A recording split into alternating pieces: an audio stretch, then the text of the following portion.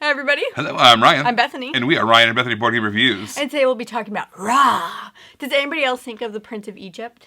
Ra. Yes, that's in my head every single time we were playing this and everything. That was in my head. Anyway, this is designed by Reiner Knizia. The artwork is by Eno Toole, and it is published by 25th Century Games. Whenever I am playing Ra, I like to make people call me Ra instead of Ryan. Gosh. Because I'm the master of this game. Okay, so here's the thing, like, he did do that when we were playing, so he's not even, like, trying to do a bit. I love a good play on words. All right, so yeah, this is one of the quintessential kind of bidding auction-style games. This is a reprint that 25th Century brought back and kind of upped the production value through the roof. So let me give you a quick overview of how to play, and then we'll go back and talk about the game. All right, here is our setup for Ra. We have all these different player boards that basically have the number of players. You're going to choose the ones that have your number of players. So this one here says this is for 5 players. Some of them are multi-sided that are going to have, 2 and 3 player on one side, 4 player on the other, whatever that looks like. And then each player is going to grab the tokens, the betting tokens, that reflect what each one says. This one says for a 3-player game, put the number 4 there. So I've obviously got a 3-player game set up here. In the 3-player game, everyone's going to have 4 of these betting tokens, these betting chips. There's also the number 1 that starts out there in the middle. Whenever you bid on something, what you're going to do is, if you successfully bid on it and you're the winner, what you're going to do is you're going to take your betting token, you're going to swap it off with whatever's in the middle there, which obviously is the one to start with, and you're going to take that back, put it on your board, face down, showing that you've used that token.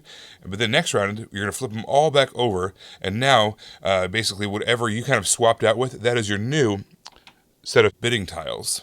So I just kind of wanted to show you what it looked like to see what everybody starts with. Some numbers are higher on each board, some numbers are lower on each board. But now let's focus on one player board here and show you what that looks like. We also have a whole bunch of victory point tokens. We're going to start the game with 10 points because you can lose some points right out of the gate, as we'll show here in a little bit. But I just wanted to show you those are a whole bunch of points there. Let's get those out of the way, kind of clear things up. All right, so now what we're going to do is, on your turn, you're going to do one of 3 things. At the beginning of each round, you really only have one choice, which is to draw tiles out of the bag. That's the main thing that we're going to be doing. All right, so let's draw a tile out of the bag and see what we get. All right, so on our turn, we pull out one of these tiles. We're going to put it under there. This is a civilization tile. That's going to go. Each one of these tiles is going to go on a certain spot on our board here, which as we acquire them, we'll kind of show you. Now, this particular one is a set collection thing. You want to try to get as many of them of a different variety as possible to get the maximum amount of points. Now, the next person in turn, they have a choice. They can either pull from the bag like before, or they can invoke Ra. When they do that, they basically take this, kind of thud it on the ground and say, I'm invoking Ra, I'm going to start a bid for this particular token. Or if there's more than one token there, however many there was there, you can invoke Ra in order to start a bid.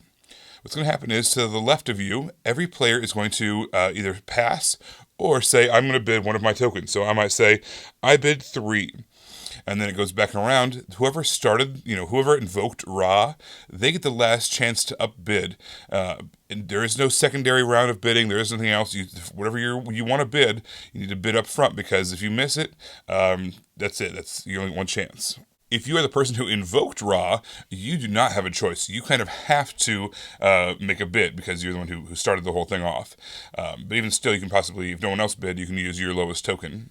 So let's say we bid for this. We bid our 3, and no one outbid us. So what we're going to do is we're going to take that 1, put the 3 back over here, flip the 1 over,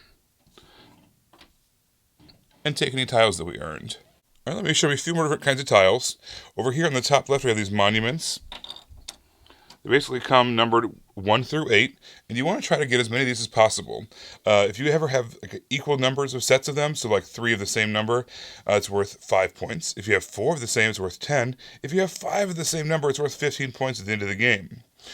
But likewise, you also have an opportunity to get a variety of them. If you're able to get a variety of them, you're going to get a bonus of points based off of that as well. Next up, we have our pharaohs. The pharaoh tokens, whoever has the most pharaoh tokens at the end of the round is going to get a bonus of 5 points. Whoever has the least amount of pharaohs is going to get negative 2 points. So especially in a 2-player game, that can be pretty harsh. So you want to try to focus on getting at least a couple of those. If there's a tie, no one gets any points or loses any points. Now these bottom two sections kind of work together. Over here we have the Nile, and over here we have the Nile flooding. So if we acquire some tiles over here, they are worth 1 point apiece, but only if we have at least one of the Nile flooding tiles. So if you had 6 of these Nile tokens all the way stretched out over here, but no flood, that's worth nothing. So you want to make sure you get at least 1 flood in order to score all of your Nile tokens. All right, the Nile tokens themselves, the flood tokens themselves, they're basically just worth 1 point apiece. So if you have 1 flood token and no Niles, you still get at least 1 point for the flood. All right, we talked a little bit about the civilization tiles. Those you just want to have a variety of non-equal ones. If you have straight up none of them, it's worth -5 points at the end of the round. But the more you have, either 5, 10, or 15 points based off of having 3, 4, or 5 variety of those tokens. Next, we have the coin tokens. These are pretty straightforward. They're basically saying this is worth 3 points. That's great. Pretty simple. Then over here we have our god tiles. All right, so the god tile, the way that works is at the end of each round, you're going to get 2 points per having one of those god tiles. However, on your turn, I mentioned you had kind of 2 choices, either drawing a tile or invoking Ra. Well, there's actually a third choice as well, and that is using that god tile. What you can do is, let's say there's a lineup of 5 or 6 tiles over here ready to be bid on, and you don't necessarily want to bid on them quite yet, or there's one tile in particular that you want out of that lineup. What you can do is you can swap out that god tile with one of the tiles from the lineup, kind of sniping off something that you might really need for one of your set collections. But again, if you hold on to it, it's going to be worth 2 points at the end of the round. There's also going to be some kind of calamity tiles that come up, these disaster tiles. Each one of these is going to have a red border to it, and it's going to say something like, you have to discard 2 of your tiles based off of whatever type this is. In this case, we'd have to get rid of 2 of our monuments. So this is part of one of the bids that we won. We would have to get rid of it, along with whatever it told us to get rid of. All right, and the last tile I want to show you is the actual Ra tile itself. There's a whole bunch of these in the bag, and this also is going to invoke Ra, but it's not really optional in this case. This one is mandatory. Once this comes up, you are automatically going to start a bid. So let's say this comes up. It's maybe got a couple tiles over here, and Ra comes up. A bid starts. Whoever pulled Ra out of the bag, they're considered the one who invoked Ra, so they're going to be the last person who bids on those tiles. But in this case, because they didn't choose to invoke Ra with the giant, the wooden piece there, they do not have to bid. They still can pass. So for instance, maybe this came up right away. Everyone gets a chance to pass because there's no tiles for them to really bid on.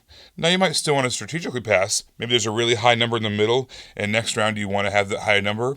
You might perhaps spend a bidding action to swap out one of your low tiles for a bigger tile. But that's a little less common. Also, whenever you pull the Ra tile out of the bag, our little ship over here moves forward 1 spot. And it's kind of a longer or shorter track based off the number of players as well. When that boat moves to the final spot on the board, that's going to trigger the end of the round. At the end of the round, we're going to score various things. Especially all the things that have, based off whatever round it is, there's the green, yellow, and red tokens. All the things that have the green and yellow token, we're going to score during the game at the end of the green round and the yellow round. As you can see, there's kind of a token here. At the end of this round, you flip it over. At the end of that round, you get rid of it. And now it's just the red symbol showing you that there's going to be end game final scoring at the end of the 3rd and final round. Another thing you want to keep track of is everything on the left side of your board stays there round after round after round. But everything on the right side of your board is going to go away. So at the end of that first round, all those things are going to go away. So let's say you had a whole bunch of Nile tiles built up and you had a flood. Now that flood is gone. You're going to have to go get another one. But basically, we're going to go through each individual category. We're going to score each one of the categories for points, and then we're going to reset to the second round, and then we're going to do it again. After the second round, we're going to reset for the 3rd round, and then at the end of that 3rd and final round, that's where we're going to score these monuments. Those will only score once at the very end of the game. Everything else kind of scores in between each round. If you're wondering when to invoke Ra and when not to invoke Ra, when to move the boat, when not to invoke the boat, remove the boat, there is a handy little quick reference guide on the back of the rulebook that basically says, okay, here's just the reactions. What are the results? Did you put a regular tile or did you put a Ra tile? Was the action block full or was it not full? Whatever that case is, the back of that rulebook is going to tell you everything you need. So again, at the end of that 3rd and final round, you're going to score all of your different categories. You're going to get all your points turned into tokens. And at the end of that, whoever has the most points wins the game. The production quality of this game was amazing. And this isn't even like the deluxe one, right? Yeah, there's like the Pharaoh's edition that's like even crazier. Yeah, but just like the normal one, the cardboard bits were like this thick. They were this thick. They were like cardboard. this thick. The cardboard was like this thick. But it was super thick. And then they slid really nicely into your board. And you have that huge raw tile, which was really fun to slam down on the table and say raw when you wanted to auction. Ugh. So it worked out. So with just it being like those tokens and that, the production of that was nice. I loved the kind of the variable starting tiles that you started with, the auction bidding tiles. Everybody had something that was a little bit higher than everybody else, but everybody else had something that was a little bit weaker than everybody else. It was kind of balanced around the table based off the number of players who had what auction numbers. And then there's the number one that started in kind of the middle of the table as well.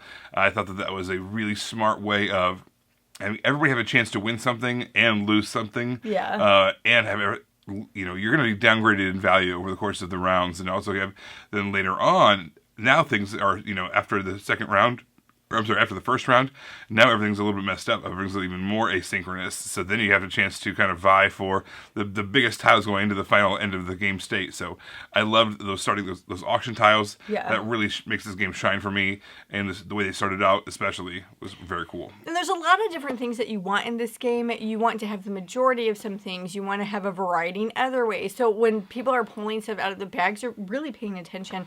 And because everybody has those variable starting powers, you're also paying attention to what people have on their board, what they might want, what you might even be able to get.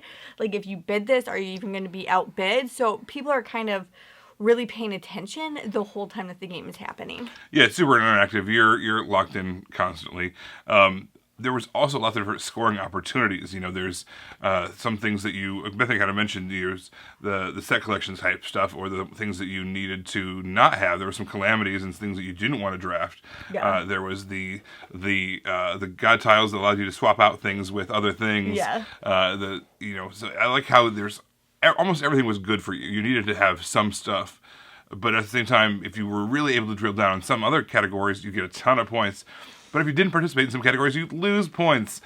So there's a ton of going on, lots of different scoring opportunities that you need to pay attention to, pretty much all of them. I do want to say that when we played this 2-player, I was actually a little bored. Even though like you're paying attention and it's interactive, I was just kind of like, okay, draw a tile, put a tile, okay, nothing happens. Because you're not bidding like all the time. You're only bidding every once in a while. And I was just a little bored in the 2-player version. That's not the same for a higher player count, but since we play a lot of 2-player games, I feel like I need to mention that. And then also in the 2-player version, there's a 7-point swing. So in one of the categories at the end of the round, whoever has the most gets 5, and whoever has the least has -7. It's also -2. -2. That's what I meant. That's why it was a 7-point swing. And it wasn't one of the sets that cleared at the end. So it's just kind of like build on itself from round to round. Yeah, this is, I don't think a lot of auction games were meant to be 2-player, and they made the 2-player rules work for Raw. So you can play it. That being said, it definitely does shine at the higher player counts. Yeah. I gotta say, I'm a big fan of Raw. This is a game that I've been playing for a long time. There's even a game called Razia, which is like the same thing with kind of like an old school like 1920s like gangster theme to it. Instead of the wave and the flood, or the Nile and the flood tiles, it was like a getaway driver and a getaway car that you had to match up just to make those score together, and all of it was kind of that themed in that way. And so I've been playing this game in some iteration for a long time. I think this is, when it comes to auction games, this is, about as good as it gets. It's not, Bethany mentioned it's not, perfect, especially the 2-player count, but it's hard to talk about auction games and not have Raw be the conversation. This is just it's been around and been a titan for so long. Everybody, thank you so much for watching. Don't forget to subscribe so you can see our videos as they come out. Until then, you can find us in all of these places. You guys, thanks for watching, and we will see you next time. Bye. You guys, thanks so much for watching. This game was provided to us by a publisher in exchange for a fair and honest review. And if you want to see more stuff, check out over here to see something we think you might like. And over here, we think that YouTube has picked out a great video for you you're going to love. Thanks, guys. We'll see you next time.